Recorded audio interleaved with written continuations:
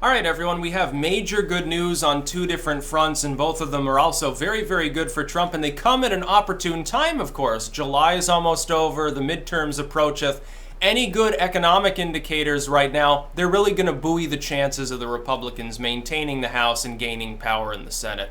On the back of this double report, I think that Trump's approval probably gets to 45. That's probably the magic number and seals the deal. That's just an opinion, though, and keep in mind, a few months still to pass. Something could go catastrophically wrong. But then you've also got good news coming from North Korea with regards to missile sites. So if the Republicans can hold the economy and foreign policy, the Democrats haven't even tried to form a domestic policy platform other than we're not Trump and we want to try to impeach him if we retake the House and Senate. That's the only platform. And, there are too many dudes in the Republican Party. And there's gender wars and stuff. First, we've got the European Union. The European Union has fundamentally bowed before Trump on tariffs. Now, I saw people on the left yesterday and they're like, well, Trump didn't accomplish anything. He puts tariffs on goods only to remove them. What did he accomplish? He accomplished exactly what I said he wanted to accomplish, did I not? The purpose of the tariffs is not, hey, I love tariffs. The purpose of the tariffs is I hate tariffs. I'm going to use U.S. tariffs, which have been absent or extremely limited for 1,000 million fucking years, because other countries have incrementally begun tariffing our goods, because we've done nothing about it, or nor have we ever really protested it. We don't do anything in return, so they just think that they can keep doing it. We're going to try something new. We're going to tariff their goods and threaten to tariff them even more. Eventually, they will agree to reduce or remove some of their tariffs. We take ours back away. We're left holding victory because we're better off than we were before. It doesn't need to be 100% reduction. You don't need to get rid of all the tariffs. You don't need to get rid of them all completely. But you do need to decrease and possibly remove some of them so that U.S. industry can be more competitive. Why do you think the economy is growing so quickly right now? A combination of deregulation and in some cases telling the bureaus not to engage in actually doing the regulation thing. It's like the EPA. Why have an EPA? Every time a Republican president's in there, it doesn't do anything. Those agents sit on their asses, basically. The EPA head doesn't have anything to do right now except play with his yo-yo. So what's the point of even having the bureau if it becomes basically toothless every fucking election? And then, now that tariffs are being reduced, it will allow people in the United States to gain access to goods at cheaper costs, and it will allow us to export our goods as well. It'll be a much better situation. Then Trump announces, hey, we're going to throw money at the soybean farmers. This was a big sticking point because U.S. soy, which is hilarious to me, is a big thing. Like it's added to basically everything. That and corn syrup, they pump it into everything. It's like eugenics probably. It probably is for nefarious purposes. Hey, the world just needs more of these, perfect, wonderful materials. Go get diabetes, kids. No, I'm just joking, but then he throws money at them and says, well, problem solved. Now that the economy is growing faster, we can throw you money, so don't worry about, being tariffed on soybeans. EU comes out and says, yeah, we'll buy more U.S. soy. We're also going to buy more U.S. liquid gas. They're going to start turning off the spigot from Russia. Now, if Trump is a Russian pawn, why is he putting the screws to the Russian energy sector? You realize how much of a component of the Russian economy is basically oil and gas? It's a massive proportion, but the thing is, we can offer it to Europe now. We've got the technology to gain energy independence 10 times over, so it's not a big problem. And Angela Merkel, fundamentally, at the end of the day, doesn't want to tangle with Trump. She knows the EU, comprised of many nations, has an economy smaller than the U.S. It is reliant upon the U.S. buying European goods. You're more of an exporter to us. We buy a lot of European products, especially high-quality products, German automotive parts, and things like that.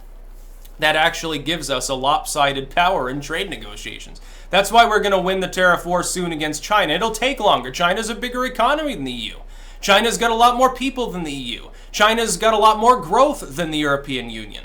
But as our growth begins to climb and theirs slowly wanes, we're going to eclipse them once again. I told people this would happen years ago, that it was inevitable. We just needed to unleash the massive amount of potential growth we have. Our density is far lower. We can double the U.S. population, thus extreme degrees of growth with productivity. We can do that. It's just a matter of having the will to reconfigure some trade deals and tariffs and things of that nature and get back to work. That's all we need to do. We got plenty of resources, plenty of manpower, plenty of land area. We got everything we could possibly need, and yet it hasn't been utilized because people wanted to play nice with the global order. The problem is it doesn't benefit the United States. Trump has decided to throw off all decorum and say, well, we're standing for ourselves for a while now. We're going to focus on our own growth before yours. This is a good strategy in a military sense, too, for the West to deal with what Trump is doing. Because when the U.S. does well, fundamentally we remain a monopolar world in which your safety is guaranteed by the U.S. military. If we start to slip backwards, what you see is as a far out there MAGA populist movement will collapse and be replaced by something far more out there. An actual extremist movement will take hold. You could see a communist uprising. You could see a fascist uprising. And then you'd really be screwed now, wouldn't you? All of the global order would collapse. All of the European heads of state would find themselves ousted, and Europe would begin to conglomerate itself into a weird network of countries that are far right and highly nativistic and very isolated, and then a sort of commie bloc. That's what would end up happening. Ironically, communism would probably win out in Western Europe this time. It'd be very, very strange. Russia would be siding with a bunch of laissez-faire capitalists and literal fascists. It'd be hilarious. No, that's what would end up happening. Then we've got GDP growth to talk about. GDP growth in the U.S. managed to eclipse 4%. People thought this was impossible. They thought, 3% growth's not likely. They thought Trump would collapse the economy. Was not Paul Krugman, the famed, wonderful, wise old man who knows fucking everything and gets cited by every other Nate Silver article? Didn't he come out and say, well, if Trump's elected, the stock market will crash, growth will go negative, jobs will be hemorrhaged, we're going to be a potato patch third world economy? Has that happened? Yeah, we're heading in on 2 years here. We're headed in towards the midterms. I feel just fine. In fact, Trump's tax reduction has helped more than anything. He reduced taxes, reduced the regulatory burden. He's ripping apart shitty tariffs and trade deals. He's doing everything he needs to do to reform our economy to remain competitive for the next few decades. Unfortunately, people will come in and undo some of that progress over time, but it's incremental. It takes a while to undo the progress. And he's made so much progress on economics, he's making Reagan look like a little kid. 4% GDP growth. Did you ever think? Obama said the new norm was 7% unemployment and sub 2% economic growth. This is the new norm. Get used to it. We're managing our decline. You know, the world has changed. The U.S. isn't going to be the great country it once was. We're just a power among nations. We're not special. We're not spectacular. No, you don't have the right to think that you deserve more of a possibility to expand and grow and become rich like Alger Hiss or something. You know, you don't have that right. No, we're just a player in the world. We're one of the kids. We can all get along, but you're going to have to make do with less. Americans need to have smaller cars and smaller homes, less land, less freedom, less of an impact on the world stage. That's what Obama stood for. Being a globalist. That's what globalism is. No, it's not an anti-Semitic statement about some interior conspiracy theory. It's about people who want to manage our decline and piss away our future, despite the fact that we have the ability to outcompete everyone else in the world.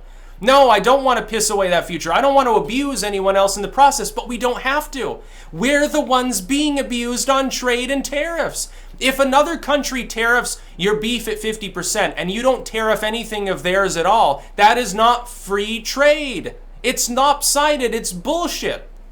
They shouldn't be tariffing our goods if we're not tariffing theirs. There are a few exceptions. Something that is very important, French wine or something. Okay, go ahead and have your 2% tariff or something to protect your wine growers.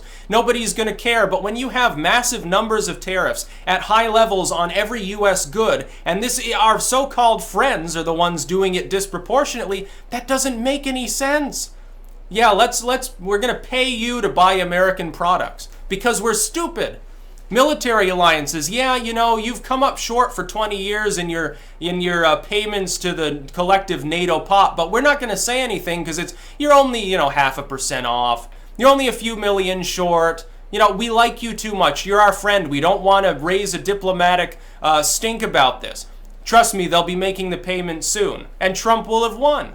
As far as the tariffs go, this is exactly what he was paid to do. The American people paid him to change the way we were doing business. America first. That's what it's all about. He didn't try to hide this fact. When people voted for him, some of these people are like, well, I voted for Trump, but, I'm getting nervous about, the way which he deals with Western Europe or something. He's pissing off our allies. Let him be pissed off. What do you think they're going to do? Leave NATO? Are they going to say, okay, no more trade at all with the U.S.? We're just going to cut off our noses to spite our faces and have no goods. It's not going to happen. And as for GDP, that's the reason it's high. Consumer confidence is through the roof and people are investing and expanding again. And it's a self-feeding cycle. GDP numbers come out. They're good. People say, wow, I guess the recession truly is over. Let's pay our workers a little more. We've got such low unemployment now that it's now an employees market. People need, because they're expanding, they need to have more people working for them, but hey, you're going to have to compete for those qualified individuals and pay them more, give them more benefits. It's great. And it can last for a long time. When people say, well, things are going too well, a death spiral is coming. Okay, yeah, eventually there will be another recession. You don't know when it's going to be. If you could correctly predict when the next recession was going to come, you'd be massively wealthy and it wouldn't affect you because everyone would listen to what you're saying. Instead, every other day, it's like doomsday prophecies. Every other day of the week is predicted as the end times by some self-proclaimed religious expert. Every other fiscal quarter is proclaimed as the one that's going to break the camel's back and lead us to the next Great Depression by every other economist. It's hit or miss. It's guesswork. They don't know. They think. They have a hunch, they kind of sort of suspect, but they don't know. So it could be 10 years before the next recession. Trump could get a second term and the whole time nothing but growth, or it could collapse next week.